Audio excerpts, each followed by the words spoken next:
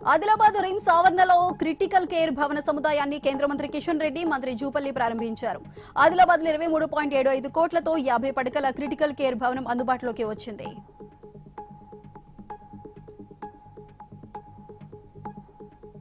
Municipality ఎన్నికల్లో BRS కార్యకర్తలు కలిసికట్టుగా పనిచేయాలని మాజీ ఎమ్మెల్యే గండ్ర వెంకటరమణారెడ్డి సూచించారు.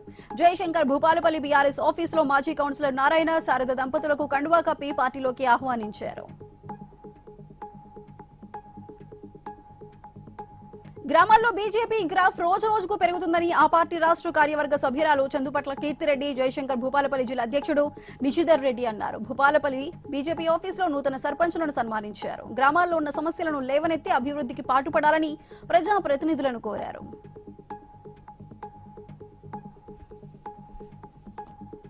గుంతల రోడ్లు లేకుండా చర్యలు తీసుకోవాలని ఆమ్ ఆద్మీ పార్టీ తెలంగాణ కమిటీ నేతలు డిమాండ్ చేశారు. ఆదివారం నెక్లెస్ రోడ్ నుంచి 2K వాక్ నిర్వహిస్తున్నట్లు మహిళా విభాగం అధ్యక్షురాలు హేమ తెలిపారు. 2K వాక్ పోస్టర్ ను ఆవిష్కరించారు.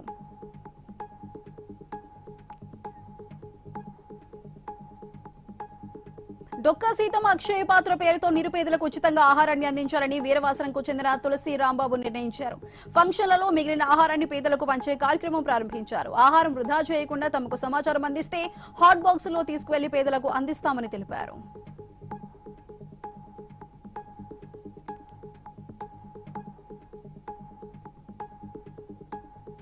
హిందూపురంలో జూనియర్ న్యాయవాదులు ఆందోళన చేపట్టారు. కోర్టు ఆవరణ నుంచి అంబేద్కర్ చౌరస్తా వరకు ర్యాలీ నిర్వహించారు.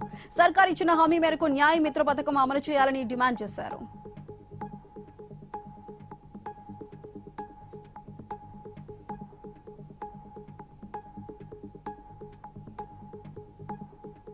ప్రకాశం జిల్లా పొదిల్లో దొంగలు రెచ్చిపోయారు. అమ్మవారి శాల వీధి దగ్గర ఏటీఎం తాళాలు పోగొట్టుకుని పగలగొట్టి చోరీకి యత్నించారు.